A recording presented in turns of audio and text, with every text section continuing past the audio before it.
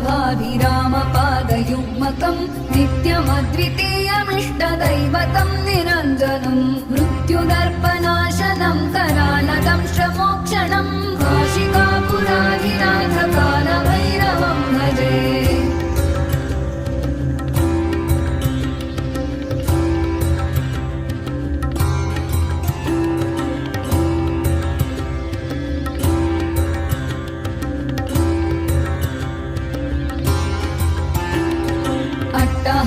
भिन्न पद्मजाण्डकोशसन्ततिं दृष्टिपातनष्टपापजालमुग्रशासनम् अष्टसिद्धिदायकं कपालमालिकाधरं काशिकापुराधिनाथकालभैरवं